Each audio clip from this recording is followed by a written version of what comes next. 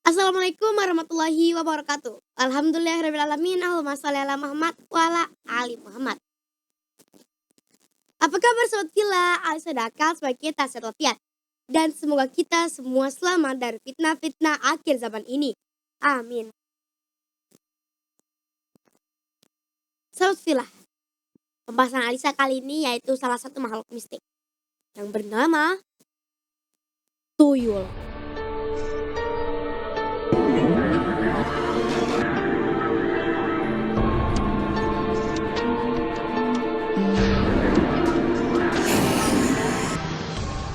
Tahu kan apa tuyul? Kalau belum tahu, nah Alisa tambahkan pengetahuan kita. Tuyul itu adalah salah satu makhluk astral yang digambarkan masyarakat umum sebagai sosok menyerupai anak kecil berkepala gundul. Sering diceritakan dipelihara orang untuk mencari uang dan menjadi kaya secara instan. Namun, untuk mendapatkan kenikmatan sesaat ini memiliki konsekuensi yang cukup mengerikan. Bahkan merugikan. Mitosnya, sang pengadopsi tuyul harus rela barter nyawa dengan kekayaan. Bahkan, menurut cerita turun-temurun, sang pengadopsi dapat meninggal secara tidak wajar hingga 7 generasi keturunannya miskin. Astagfirullahaladzim, ngeri banget ya. Nah, sobat Kila, sebelum Alisa lanjutkan pembahasan ini, yuk kita bumper dulu.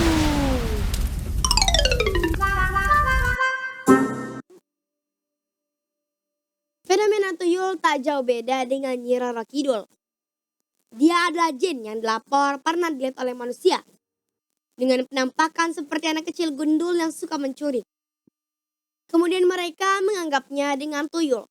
Sehingga kata tuyul sendiri sejatinya merupakan nama yang diberikan murni masyarakat. Sebagaimana ada jin yang menjelma seperti sosok berbalut kain mori yang kemudian distilahkan dengan pocong. Seperti layaknya jin, sosok yang disebut tuyul juga bisa memindahkan barang. Hanya saja antara satu jin dengan jin lainnya berbeda. Sebagaimana layaknya manusia, ada jin yang bisa memindahkan barang berat. Sebagaimana manusia yang bisa angkat berat. Jin juga bisa mencuri. Sebagaimana manusia bisa juga mencuri. Kasus jin yang mencuri tidak hanya muncul di masyarakat Indonesia. Di zaman Nabi pun peristiwa ini pernah terjadi. Di antaranya peristiwa yang dialami Abu Hurairah radhiyallahu anhu. Pernah mendapat pengajaran ilmu dari setan. Dia pernah diajarkan ayat kursi dan diberitahukan manfaatnya oleh setan bahwa dengan membaca ayat kursi sebelum tidur, Allah akan memberikan penjagaan dan setan pun tidak akan mengganggu hingga pagi hari. Hal ini yang menunjukkan keutamaan ayat kursi.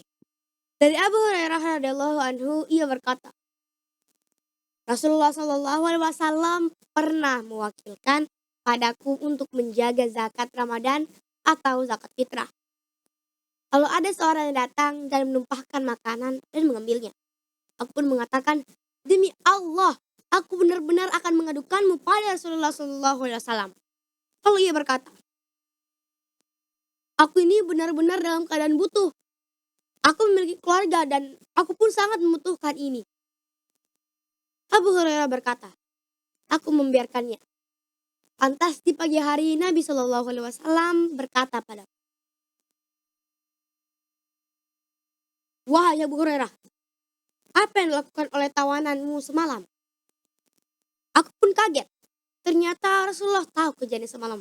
Walaupun beliau ada di rumahnya. Aku pun menjawab, wahai Rasulullah, dia mengadukan bahwa dia dalam keadaan butuh dan juga punya keluarga. Oleh karena itu aku begitu kasihan padanya sehingga aku melepaskannya. Nabi Shallallahu Alaihi Wasallam bersabda, dia telah berdusta padamu dan dia akan kembali lagi. Aku pun tahu bahwasanya ia akan kembali sebagaimana yang Rasulullah Shallallahu Alaihi Wasallam katakan. Aku pun mengasihinya. Ternyata ia pun datang dan menumpahkan makanan, lalu ia mengambilnya. Aku pun mengatakan, aku benar-benar akan mengadukanmu pada Rasulullah Shallallahu Alaihi Wasallam. Lalu ia berkata, biarkan aku Aku ini benar-benar dalam keadaan butuh. Aku memiliki keluarga dan aku tidak akan kembali setelah ini.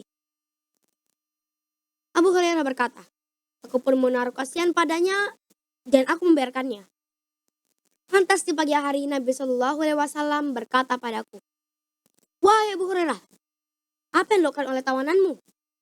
Aku pun menjawab, wahai Rasulullah, dia mengadukan bahwa dia dalam keadaan butuh dan juga punya keluarga.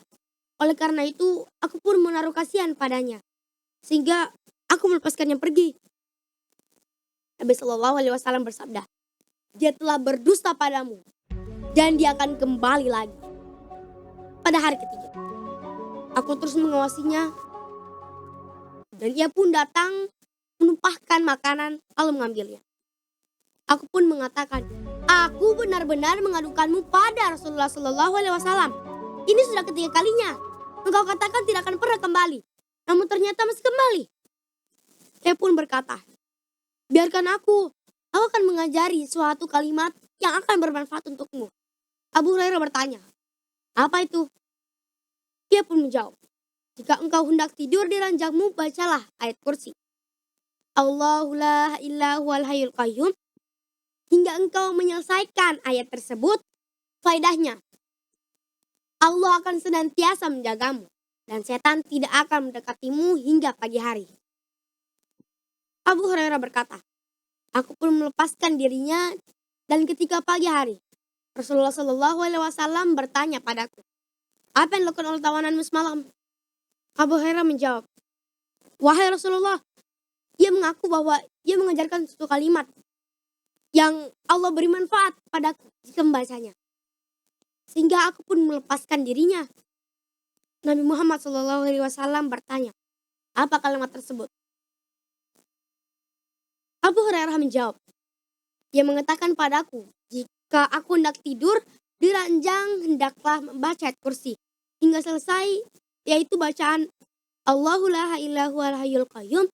Lalu dia mengatakan padaku bahwa Allah akan senantiasa menjagaku dan setan tidak akan mendekatiku hingga pagi hari. Dan para sahabat lebih semangat dalam melakukan kebaikan. Nabi Shallallahu Alaihi Wasallam pun bersabda, adapun dia kala itu berkata benar, namun asalnya dia pendusta. Engkau tahu siapa yang bercakap denganmu sampai 3 hari malam itu? Wahai Abu Hurairah. Tidak. Jawab Abu Hurairah.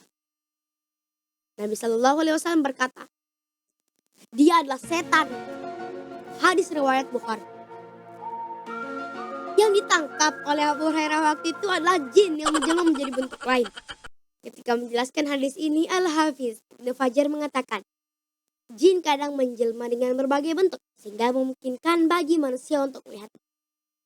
Ada beberapa kejadian bahwa memang bangsa jin ini ada yang menyuruh mereka dari golongan manusia, yang tentunya dengan imbalan. Bisa juga karena si jin isinya itu sendiri, atau karena memang mereka butuh makanan, seperti dalam hadis Abu Hurairah di atas. Kasus orang yang merawat tuyul juga pernah terjadi di masa silam. Syekhul Islam Ibnu Taimiyah pernah menyebutkan tentang Al-Hajj, tokoh sufi yang mengaku telah menyatu dengan Tuhan. Al-Hajj sendiri memiliki atribut khusus. Terkadang setan yang membantunya.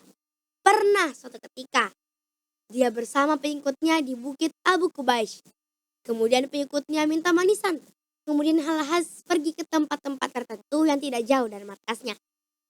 Lalu dia kembali dengan membawa sepiring manisan. Masyarakatnya pun mencari tahu kejadian sejatinya. Ternyata sepiring makanan itu berasal dari toko manisan di Yaman yang dibawa oleh setan ke tempat itu. Aku kira benar-benar punya kekuatan. Ternyata dibantu juga oleh setan. Itulah tuyul mungkin di zaman silam. Demikianlah uraian tentang sosok tuyul. Mereka tidak lain termasuk golongan bangsa jin. Tapi perlu diingatkan bahwa tidak semua jin itu jahat. Di antaranya mereka ada juga yang beriman. Seperti yang difirmankan Allah Al-Quran Surat Al-Jin ayat 1-2. Bismillahirrahmanirrahim. قل أوحي إلي أنه استمع نفر من الجن فقالوا إنا سمعنا قرآنا عجبا يهدي إلى الرشد فآمنا به ولن نشرك بربنا أحدا.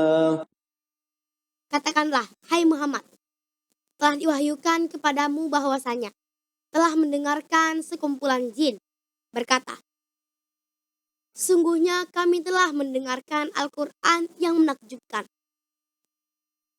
yang memberi petunjuk kepada jalan yang benar, lalu kami beriman kepadanya. Dan kami sekali-kali tidak akan mempersekutukan seorang dengan Tuhan kami. Sebagai orang yang beriman, kita harus percaya karena mereka adalah makhluk Allah. Dan bersekutu dengan mereka tergolong untuk mendapatkan keuntungan adalah perbuatan syirik. Dan perbuatan syirik itu adalah dosa besar. Semoga kisah ini menambah pengetahuan kita dan menjadi pelajaran untuk semua, serta menambahkan ketaatan kita kepada Allah dan Rasul-Nya. Sampai jumpa di konten-konten Alis yang lain. Kita belajar dan menjaga keimanan.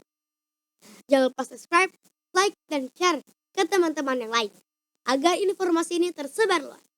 Wassalamualaikum warahmatullahi wabarakatuh.